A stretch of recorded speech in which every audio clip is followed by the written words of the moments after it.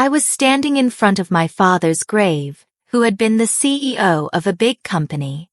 And after he passed away, my brother-in-law Patrick took over. He inherited the company and a whopping $500 million, while I got an old mini-truck. Patrick, flaunting his good fortune, mockingly said, "I've got the company and the entire estate in my grasp. That mini-truck suits you." But to me, that mini-truck was more than just a vehicle. I looked at it thoughtfully, and when I started the engine, I noticed a destination already set on the navigation system. "What's this?" I wondered. With a firm yet gentle grip, I began to drive. "Hello everyone, my name is Frank, and I am a 45-year-old. Now, I am standing before a large coffin where my father rests peacefully. My relationship with my father had always been complicated. He built a construction company from scratch, but I chose a different path. Right after university, I left home to become a teacher, fulfilling a childhood dream. This decision led to many heated arguments, and for a long time we barely spoke. Despite our disagreements, I never hated my father.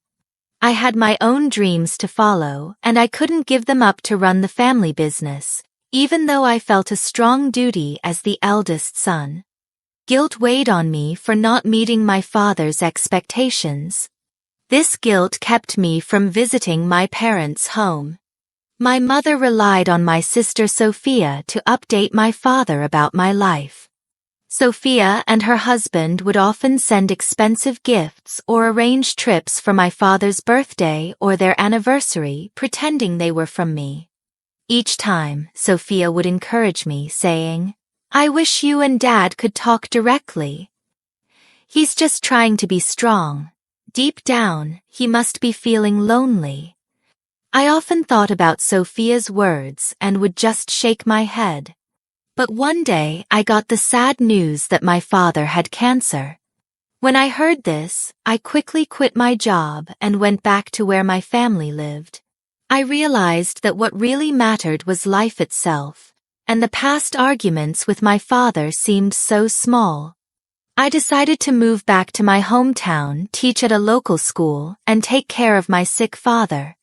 At first, my father was shocked to see me return, but he eventually accepted it quietly. I didn't say much either. I just stayed by his side and took care of him, helping him whenever he needed it. He would thank me softly, and those words brought me some peace. Sadly, my father's fight with his illness ended. The last chapter of his life closed quietly, with me, Sophia, and our mother by his side. We couldn't know what he was thinking in his last moments, but we hoped his soul was at peace. Even though we expected it, losing him deeply affected us all. My mother, Sophia, and even my young nephew Randy were all very sad and cried. The only one who didn't show any emotion was my brother-in-law Patrick. During the funeral preparations, he coldly asked, "Did he finally die, huh?" Hearing that, I was proud of myself for staying calm and not reacting angrily to Patrick. Instead, I focused on planning my father's funeral. This kept me busy and helped distract me from the pain. I ignored Patrick's harsh words and made sure everything for the funeral was done right. Patrick and I had never gotten along well, and our relationship only worsened over time. But despite everything, I kept my focus during this tough time. I first met Patrick when he was a skilled worker at my father's company, and I really respected his skills. It felt like I had gained a real brother when Patrick married my sister Sophia. He was 5 years older than me and seemed like a role model. Before Patrick and Sophia got married, I often asked him for advice on various problems, and he always listened with understanding. One of our big discussions was about whether I should join the family business. Patrick would say, "You should live your own life, Frank. You have your own path. No one knows which choices in life are the best, so the most important thing is to make choices you won't regret later. Encouraged by his words, I switched from business school, where I was studying management, to the Faculty of Education, where I really wanted to study. As time went on, Patrick and Sophia got married and started their life together. 22 years have passed since then, and the distance between my father and me grew wider. I moved on with my life, missing the chance to close that gap. But when I heard about my father's illness, I dropped everything and rushed home. Patrick, who once greeted me warmly, had changed. He now seemed uncomfortable around me. When we were alone, Patrick would say coldly, "You came back in a hurry when you heard he was sick, didn't you? But no matter what, you won't inherit anything." His words caught me off guard, and I struggled to respond. "What do you mean? Don't act like you don't know. It might be a coincidence, but even if you now want to run the company, it's already decided who will be the next leader," Patrick said harshly. His words shocked me, and I replied louder than I intended. "No, that's not it. I didn't come back for the company." I realized I hadn't been a good son and wanted to apologize to Dad, even if it's late. Patrick dismissed me. "I don't need your fancy talk. It sounds like something from a TV drama. Sophia likes that kind of stuff. But were all those gifts you sent just a way to look good in front of him?"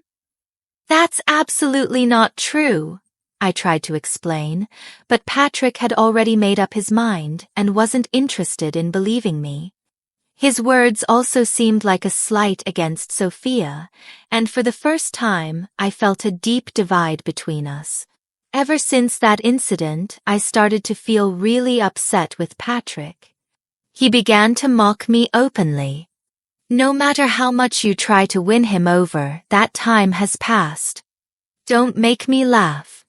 Go back to where you belong and take care of your troubled students," he would say. At first, I thought deeply about how I appeared to others and how they saw me, but Patrick's words showed he was more concerned about himself than our father. His behavior often seemed disrespectful to both his father-in-law and his wife, Sophia. I started to believe that Patrick had married Sophia mainly to get closer to my father's company and wealth. He rarely visited my father when he was sick and didn't help take care of him. Now, all I could do was work as hard as possible to protect the company my father had built. Patrick always sounded polished, but he really just wanted to avoid problems. On weekends, he would go play golf, claiming it was for business. He hardly ever took care of his own son. He said he wanted his son to learn many skills to eventually take over the business, but he left all the driving and housework to Sophia. When Sophia showed a bit of unhappiness about this, Patrick would passionately take her hand and say, "I'm giving my all for his sake. Now is the time to produce results by any means necessary. Let's overcome this trial together." Sophia found it hard to stand up to him, and usually just nodded, even though she seemed reluctant.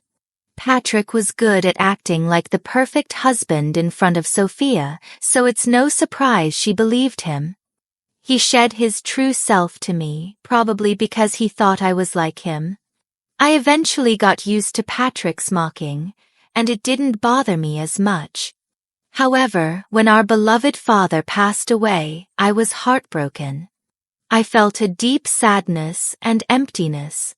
Although Patrick seemed upset about our father's worsening health, I couldn't shake the feeling that he had been waiting for this moment. This thought made me very sad and angry. After our father died, Patrick inherited most of our father's large fortune. Even though he was just a son-in-law, he had the same rights to the inheritance as Sophia and me, according to my father's will. He got most of the shares of the company and a lot of wealth. This unexpected turn of events left me speechless. Even though I was my father's biological child, I had thought the inheritance would be split fairly among the three of us. But instead, Patrick got almost everything.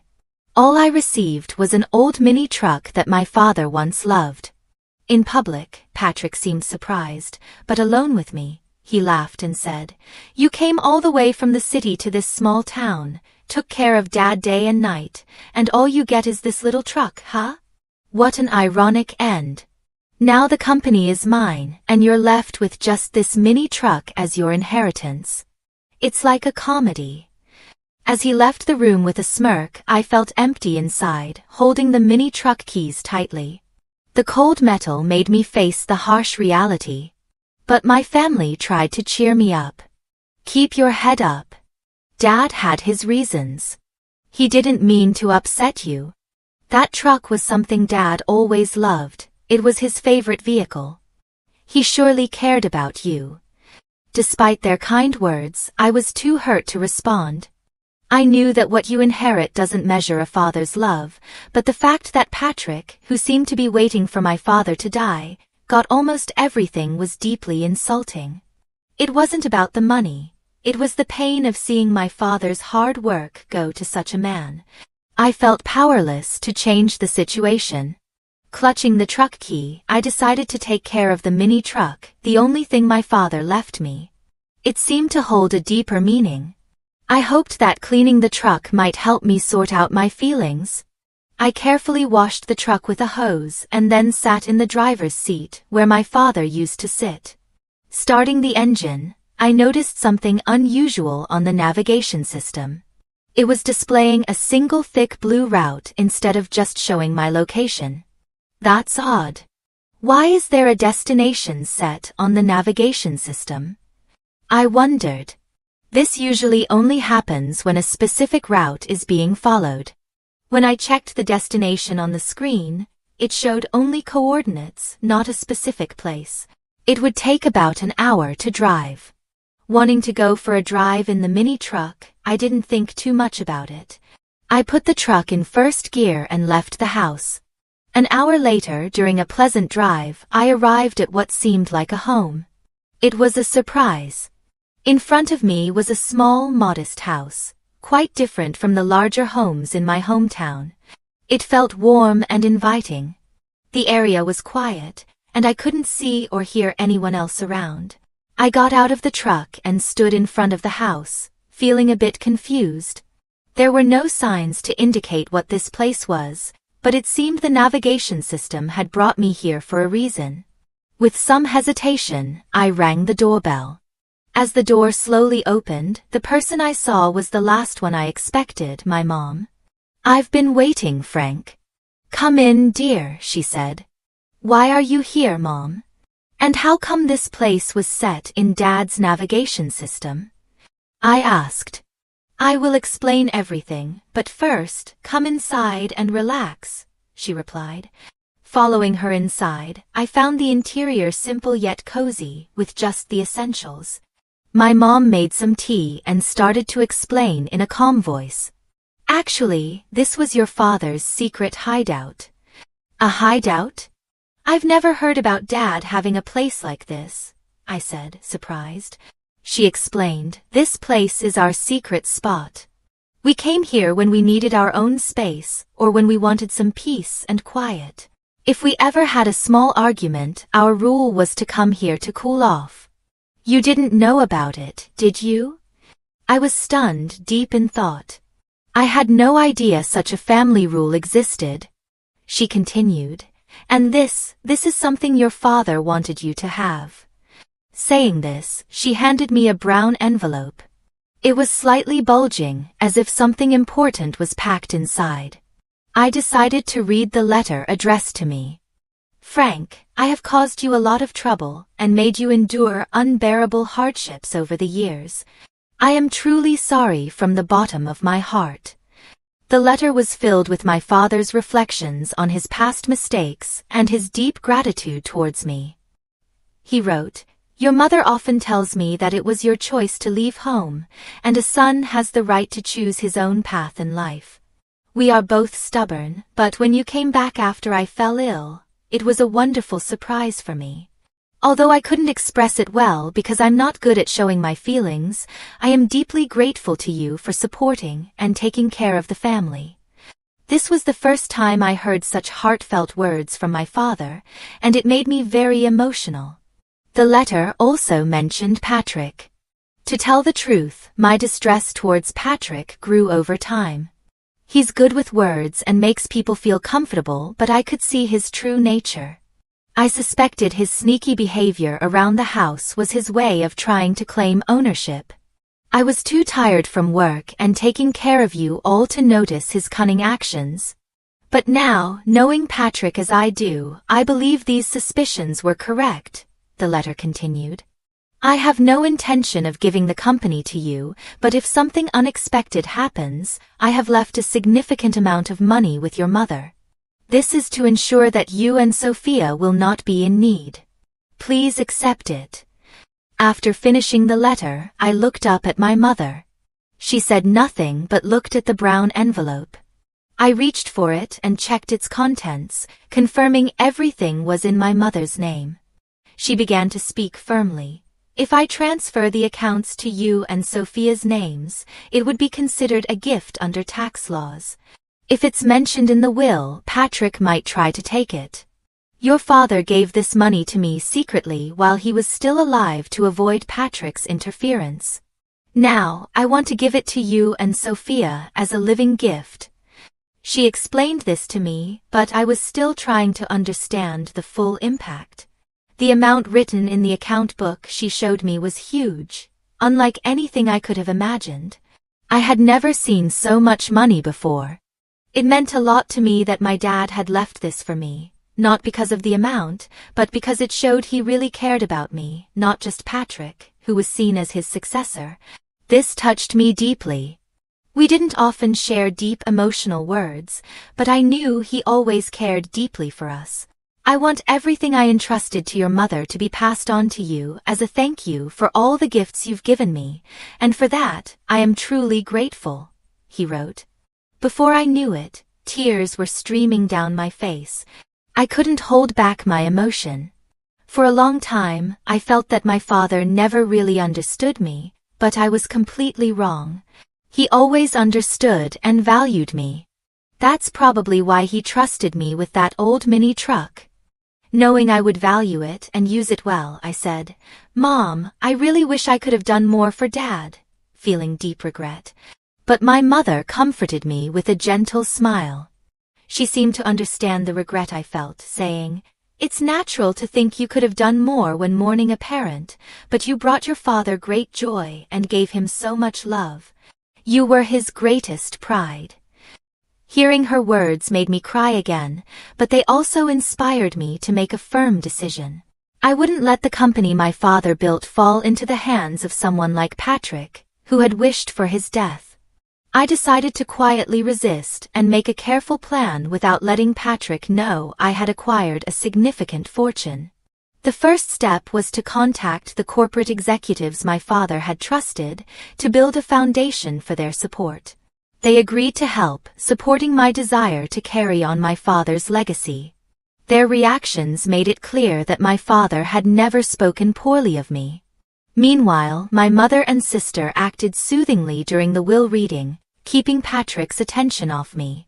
They continued to act the same way in front of Patrick, which made him think he had succeeded, and he looked down on me with arrogance. "Hey, do you, abandoned by your father and left a poor man, still intend to stay in this house?" he taunted. "I'm the new president now.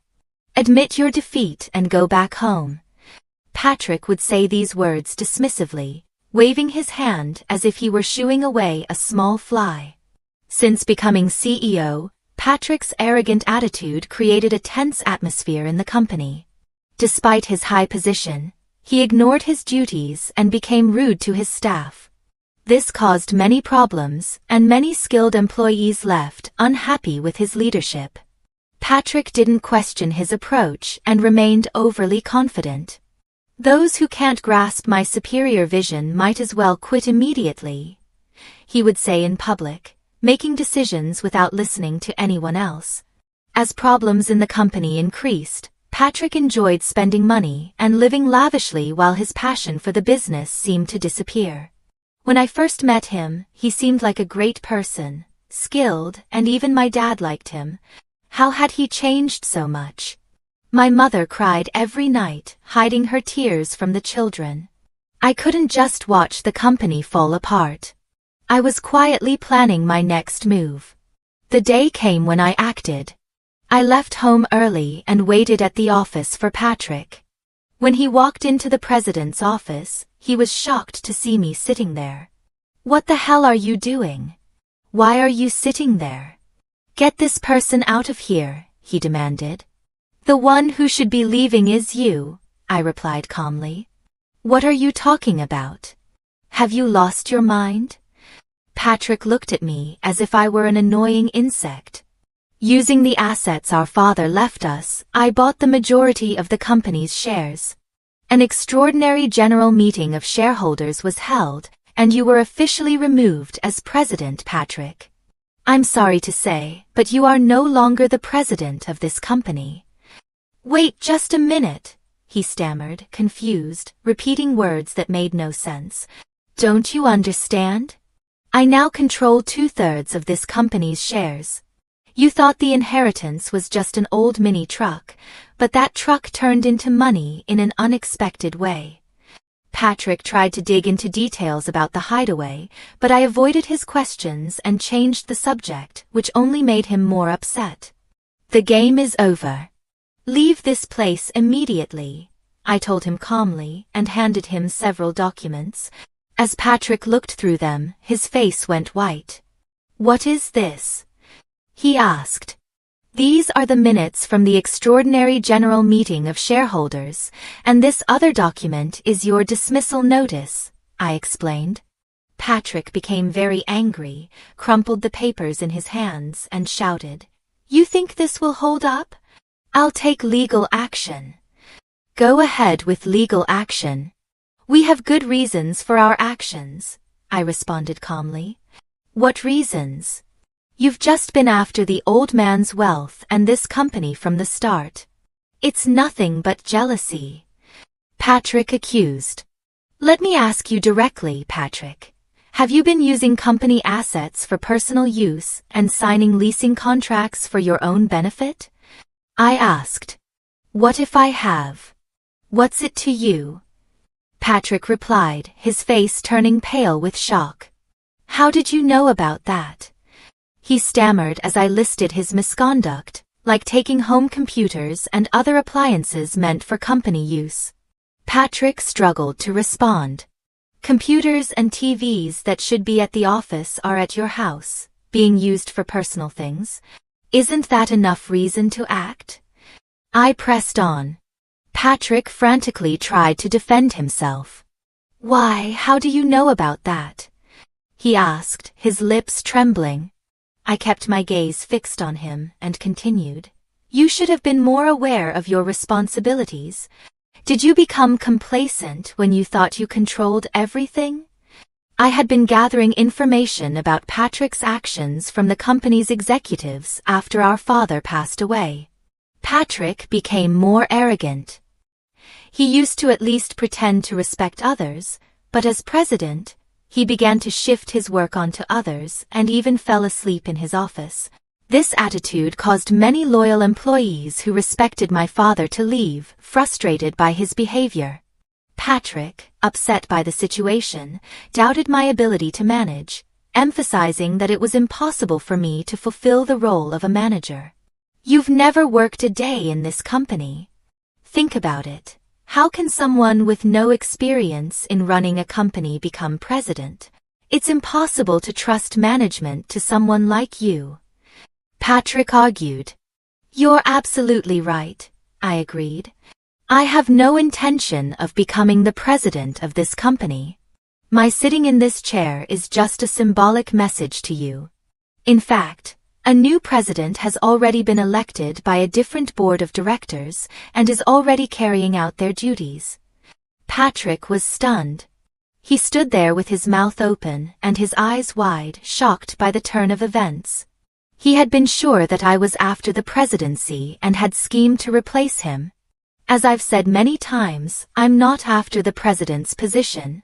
My only goal is to honor my father and protect the company. He spent his life building, I explained. Who would believe such fancy talk? Patrick retorted. He thought I only cared about the wealth and status that came from our father, not his true worth. After my reply, Patrick trembled with anger for a moment but then composed himself. Do you think this is over and you can just enjoy it? He scoffed, then stormed out of the president's office. That night, something unexpected happened. Sophia threw divorce papers at Patrick, ending their marriage.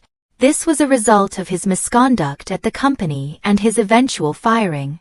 The new president was chosen from among the directors who respected my father and were determined to protect what he built. I felt the company should be led by someone who would continue my father's legacy, a sentiment my mother and sister supported. As I coordinated Patrick's dismissal with the lawyers, Sophia was preparing for the divorce. On the day she mentioned divorce, her hurt voice filled the house with a heavy atmosphere. Why do you turn away from me now? Is it because I've lost the title of president and you've lost interest in me? Patrick asked. Maintaining her calm but firm demeanor, Sophia replied, There's no point in talking about betrayal. You were the one who betrayed our relationship from the start. Your love was not for me but for the title of the president's daughter. You neglected our home, didn't help raise our children, showed no respect to our sick father, and in the end you tried to take everything from our father for yourself. Now it's time for you to face the consequences. Patrick had no response to Sophia's words. She had endured a lot, worrying about her children's futures and the fate of the company, but thankfully, the inheritance from our father gave her a solid financial base to raise her children. After the divorce, we planned to live a peaceful life away from conflict with our mother and sister. Our only concern was the possibility of retaliation from Patrick, but he was now out of funds. He had lost a lot of money to an investment scam and was even in debt. This scam involved a man pretending to be from a brokerage firm, who was actually a fraudster. Patrick, swayed by convincing words, lost a significant amount. This situation showed how people can exploit those who suddenly have a lot of money. Now, Patrick was suffering the financial consequences of his actions. Meanwhile, I spent fulfilling days taking care of my mother. I enjoyed a peaceful, comfortable life, continuing my work at the tutoring school. My mother and I also took great joy in caring for my nephew Randy, who was very fond of us.